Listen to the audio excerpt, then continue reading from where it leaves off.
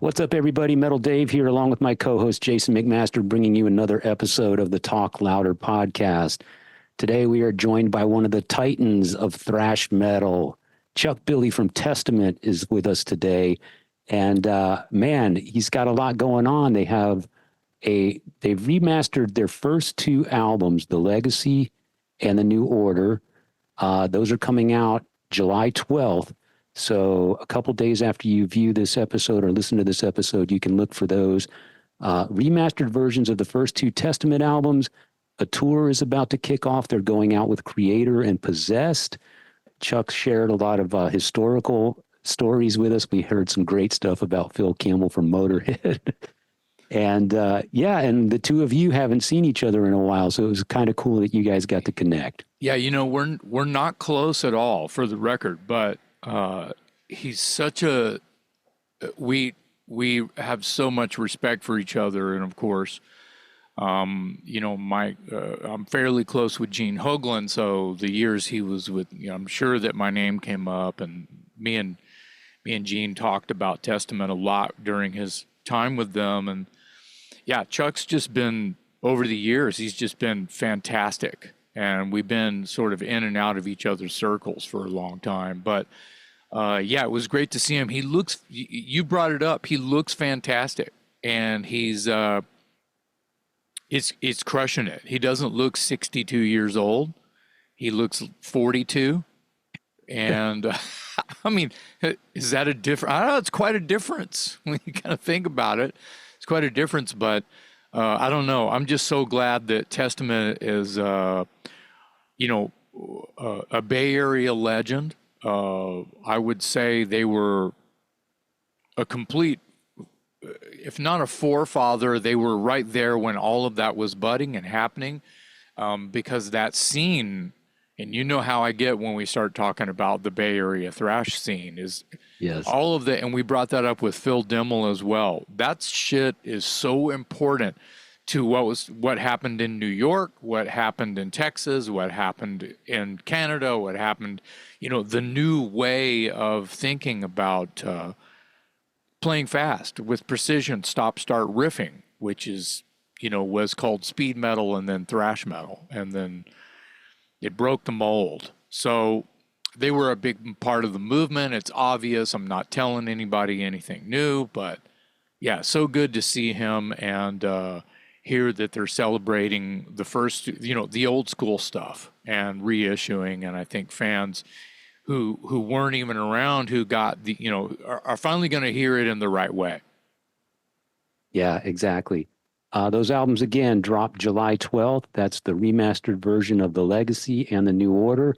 The North American tour kicks off September 12th. That's with Kreator and Possessed. They're going to do some European runs before the North American dates. And Chuck told us, because they are sort of celebrating those first two albums, the set list is going to weigh heavily on the early stuff. So that'll be a nice treat for all of you old school Testament fans. And looking forward to that also, because Chuck, he brought it up actually, that he had that bout with cancer. I think everyone here is aware of that, but he looks fantastic. You and I have seen him in recent years. He sounds great. He still performs well on stage. So it's just great to see him in such good spirits and good health. And we were happy to have him today. He could only spend 30 minutes with us, but we crammed a lot of information in there. Yeah, there wasn't any fucking around. So I think people are going to be excited about this episode. Yeah. Yeah, happy to have him with us today. Chuck Billy on the Talk Louder podcast. Chuck, thanks for joining us, man. You've got Testament is releasing two remastered albums, your first two albums, The Legacy and The New Order, from 1987 and 1988, respectively. And I understand that they're repackaged. I saw some of your unboxing videos, and they were really cool. The vinyl's like this splattered color vinyl. You've packaged everything with all these extra photos and liner notes and stuff. So when you're digging back through the old shoe boxes full of photos and handwritten lyrics and flyers and stuff like that to put something like this together, Which of those things, what piece of memorabilia jumped out at you and brought back all kinds of like really cool memories? Well, a lot of it, actually, where I got a lot of this was our original manager attorney retired, and he sent me like decades of paperwork and boxes of files. So I started digging through them, and I found like original contracts and the original letters they sent to Megaforce, pushing Wow. our demo as the legacy. If you're interested, contact us, and just all this stuff. Like, holy smokes, he kept everything. So it was just kind of cool. I was like, you know what, this needs to be shared. And then I started digging through my old boxes and finding original lyric sheets, um, photos of the studio sessions, just a lot of cool stuff that, I haven't seen in 30 plus years, just been sitting away and tucked away. So it was kind of, when we were asked, let's, share what you got. We're like, okay, let's see what I can find. And to both me and Eric's surprise, we had a bunch of cool stuff. So Nuclear Blast, like, let's make a 20-page booklet, and put it in there. So that's what we did. We just anything that was old flyers, a lot of original lyrics, like I said, the original Wow. contracts and all that are right there. So it's pretty cool for a fan point of view just to see how it started, what it took to like send to these labels back then. There's no internet, none of that stuff, just all letters going through the mail and waiting Yeah. for a response. As Jason likes to say, back when you had to lick a stamp. Right, exactly. The When, um when you the when you listen back to the remastered versions, is there a musical element that stands out as vastly improved? Obviously, everything is improved, but is there any one particular musical element, maybe your vocals or the sound of the guitars? Is there anything in particular that's been vastly improved from the Well, remaster? well, for me, just from the old one to where it is now, obviously technology's come a long way. And, doing our first record, two records, we didn't know any better. We didn't, to us, we were just happy to hold it in our hand and say, hey, we got a record. Look at this. Very cool. And it sounded great to us back then. But over the years, especially when I hear it on radio, it's so compressed and so squashed and so small. And that was the big thing we really wanted to improve because I couldn't really listen to it. It was just tough. Like, man, I just wish it was better. And we knew what we were doing. And I believe around 2002 or so, we actually went to Atlantic and asked if, we can remix these records. And they originally said, no, they're not, don't want to be involved. So we're like, let's just go re-record them, and own them. So that's what we did. And that kind of sparked, getting Alex and Greg and Louis, the original guys, back into the band again for a few years. So just, that whole thing just kind of revitalized the band at that point. And, and we went to this year now, because after 35 years, we retained the rights back. So now we license through Nuclear Blast, and we tried to remix, but we still couldn't find the masters. Atlantic doesn't have them. The studios don't have them. Alex Perry Alice, who recorded, he shipped them to Johnny Z, and so they're lost. So I received a box of stuff from Johnny years ago, and I just didn't look through it. And I looked through it, and I found the mixes unmastered on half-inch tape. So I'm like, okay, let's take those and go remaster them. It's obviously going to sound better than it did back then. Yeah. And in the process, when we sat in the studio in Nashville and did this, it just opened way up. I mean, it just the volume, all those effects we put on the records back then kind of dried up in the new mastering. Just something to it. It just unleashed the compression, and it sounds much better. I just wish we could have remixed it still. Yeah, I was gonna ask, is going through this process, is there another album in your catalog or albums that you would consider remastering, or do you feel like the rest of the catalog sort of caught up with the technology and they were captured as good as they could have been at the time and you're satisfied with them? Well, yeah, I mean, over the years, the next record coming up for us, we are going to get back the rights in August is Practice What You Preach.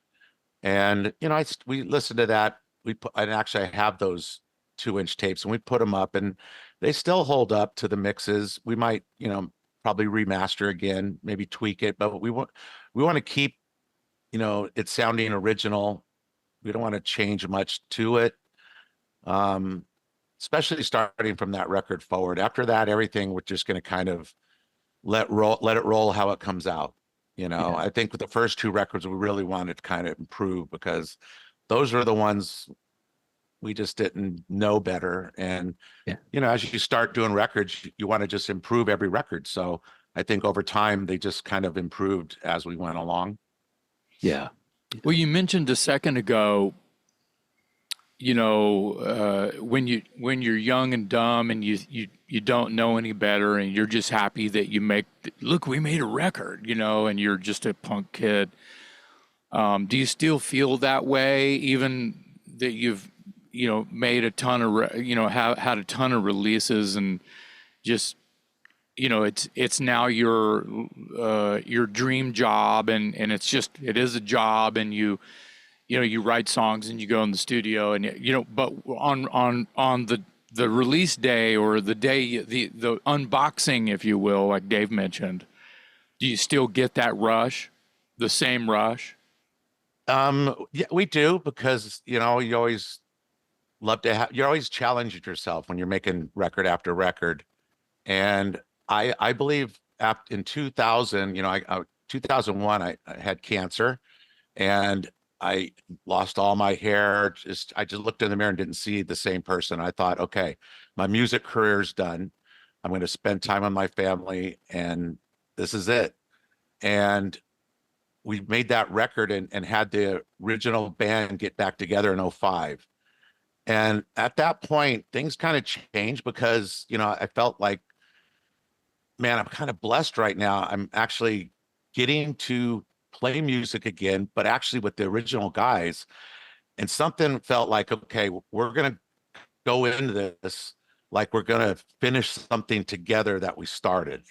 That's kind of the approach we went. And as we were playing till 2008, when we decided let's make a record, it wasn't about impressing the press or fans. It was, we were just all having a good time together, and we're doing it together. That the songs really were for us. They're really, if we were happy, we really didn't care what anybody thought about the records or the reviews or none of that shit. We're just like, we're so blessed that we're getting to do this and make a record together. This is awesome. And then it just kind of kept going. We always never wanted to talk about the future. Like, is this going to end? What's our plan? How long we want to do this?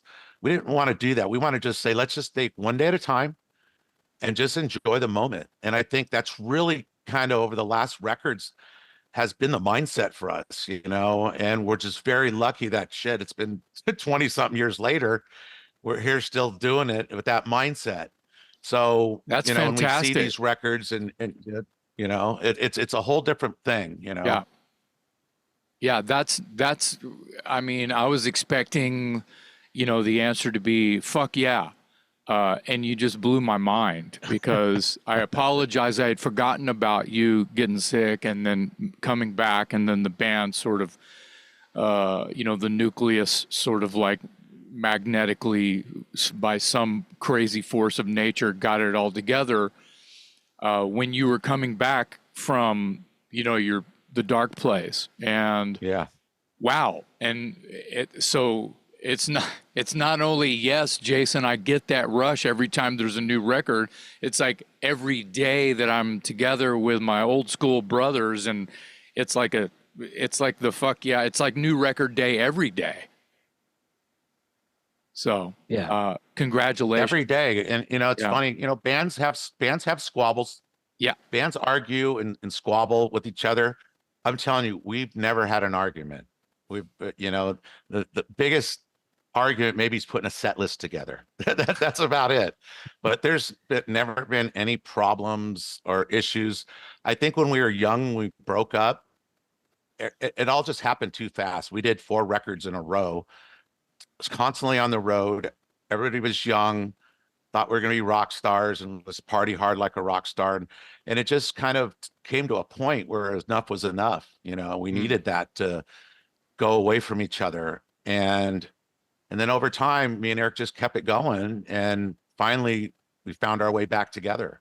Yeah. You know, and Alex has been back, you know, and Louis would still be here, but he's got arthritis and he can't hold the sticks anymore. And Greg decided to leave, but we'd still be here if everybody was still gung-ho to go, you know. Yeah. But I think as the music has progressed, bringing in like awesome drummers that we've had and guitar players we work with, it's made us grow as a band and continue to progress as far as making music, you know?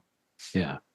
You have a new drummer currently, a guy who's much younger than you guys. I've never really heard of him. I don't know his background, but from what I understand, he's kind of brought some new life to you guys. And the one thing I will say about you guys have had some amazing drummers over the years, just the best of the best. But the catch is always that those guys can't necessarily stick around long term because they have other commitments. So maybe tell me if I'm correct here. Does the new guy not only bring some great skill to the throne, but is there some chance that he may provide some stability because he's got, you know, he's not going to get the phone call from Slayer or, you know, or White Zombie or Rob Zombie or the Cult or whoever. Well, we never know, but you know, we joke like, okay, you got to at least stay in the band 10 more years, you know. I'm 62 now. It's okay. If I get 72 and I'm still rocking like this, I'll take it, you know. So we joke about that, but he just turned 25 not too long ago. He's a youngster, but he graduated from the Berkeley School of Music. Very smart kid. We're in the studio now recording. I didn't realize how technical he was with Pro Tools and everything, and he's probably one of the top drummers we've ever had. And he's young, but he's an old soul. And when we found him, because we knew Gene was leaving, that we started getting audition videos. And we really liked his playing, but we couldn't see his face. He just played with his hair in his face and down. So we thought, you know, maybe he's our age, you know, or close to it. And Lombardo couldn't fill it. Well, Lombardo ended up being back in the band, and then he couldn't do a tour. So we said, let's call Chris, see if he can fill in. Maybe it's a good chance to kind of jam with this guy. And we came out, we're like, wait, you're what? 25 or 24 at the time? Like, okay, but his playing, we couldn't deny it. He was just an amazing drummer, and he doesn't act 20 his age. He's an old soul, but he's really stepped it up because Eric's the main songwriter, and he really pushed Eric. And Eric really asks a lot from drummers. So I think just because Chris was such an amazing drummer, the songs that we wrote for this new record, I think a lot of newer, younger bands are doing some great things with some real fast and brutal stuff. Chris is bringing that to Testament a little bit now. And it's kind of like a full circle where we started somewhere and here we are today, kind of creating even stuff that people would think is current today and holding up with like the bands that are, you know, doing very well, these new bands that are coming up. So it's exciting. It's great. And we kind of, you know, me and Eric were joking the other day. We're like going, did you ever think, you know, 62, you're going to be thrashing this hard and singing that heavy? I'm like, not at all, you know. Yeah. But here we are, and we're doing it, and we're enjoying it. And again, it's just enjoying the moment, man. Do we have a timeline for the new album?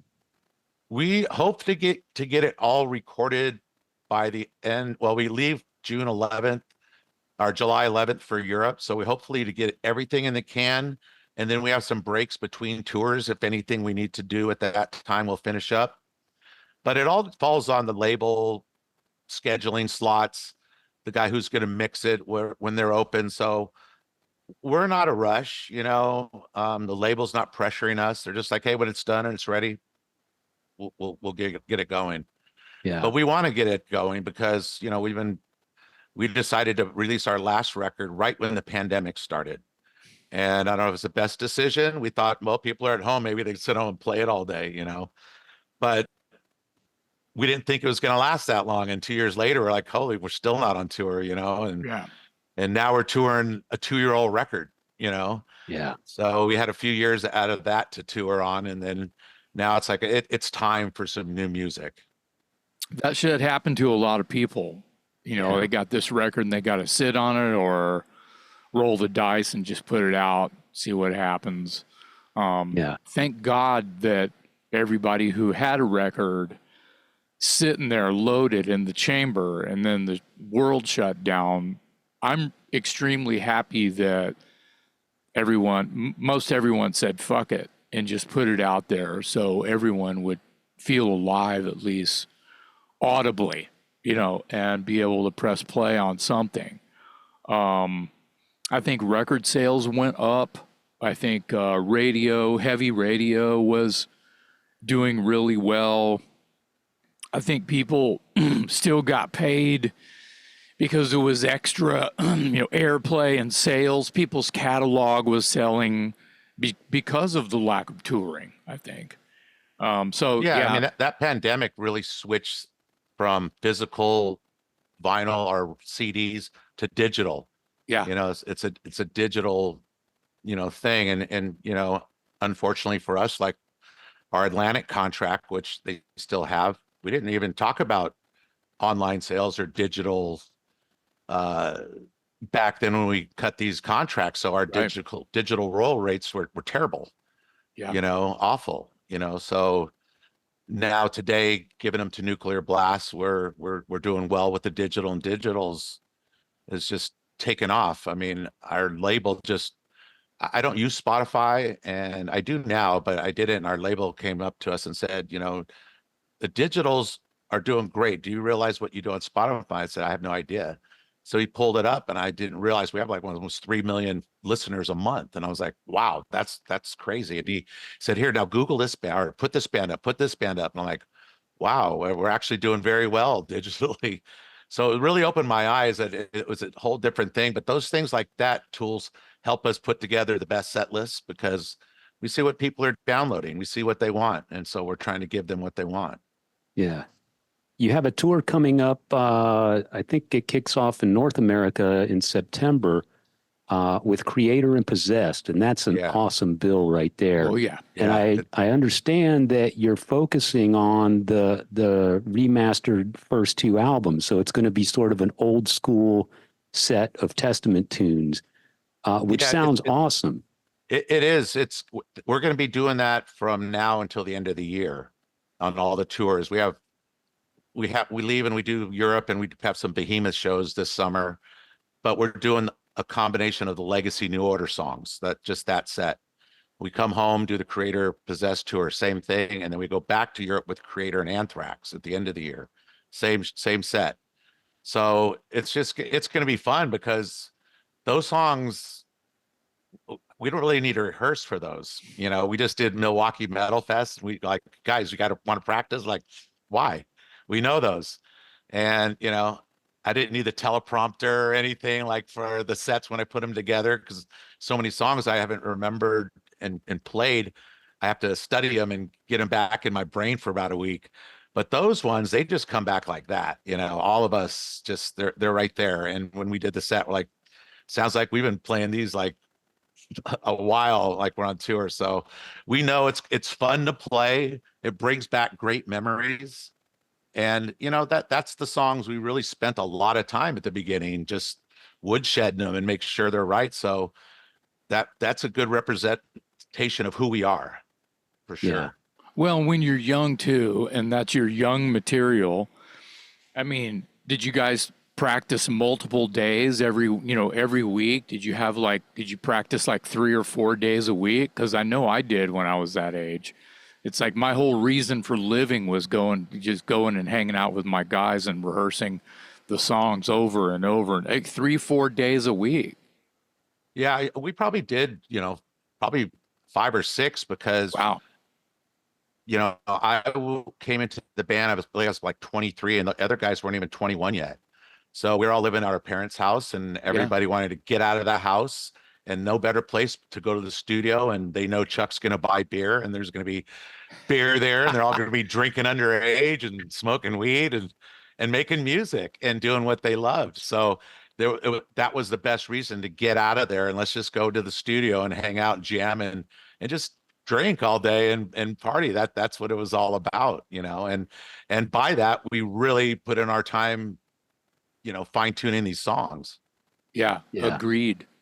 Speaking of tours, I remember when you guys went out with Judas Priest on their Painkiller tour, and I thought, wow, that is a huge opportunity for Testament. That's major, major, major. And then you've gone on to tour with a lot of the big heavyweights, of course. But looking back on some of those historical tours, which one would you say was the most memorable or most fun for you? I'm gonna have to say, I think it might have been called the Metal Masters, but in 2010 Mhm. with Black Sabbath, Judas Priest, Motorhead, and Testament. Yes. I have That was amazing. If I may interrupt, I have like a giant, like the heavy plastic banner material that's like, I don't know, 12 by 8 from that tour. I Yeah, have that was an massive amazing promo. Yeah. for us to be in, you know, the presence of my heroes was awesome. You know, Oh, yeah. in 92 or 3, Alex's farewell tour, we toured with Sabbath, with Dio singing and across Europe. So we really got close and really got tight. And you know, for him to have us out there, and Motorhead, we became great friends with all of them. And then of course Priest. So it kind of made sense how we got the gig, because we all did some times with them and we all got along great, and maybe we were the right choice at the time. And it was such an honor. But it was a lot of fun with a lot of jokes being played, a lot of pranks. Phil Campbell's hilarious. It's quite the jokester. I can go on for days stories about that tour. It was a different. Every day had something different going on. Yeah. Phil Jason Campbell, and I saw that in San Antonio. Yeah, It was that awesome. was it. We saw that tour, and that was amazing. God, that's been a while back now. Yeah. 2010, I believe, Yeah, somewhere around yeah, there. that was amazing. My favorite Phil Campbell story is he says to me, he goes, "Jason, you know, I really like you, man. You're a great guy, even though you never bought me a drink."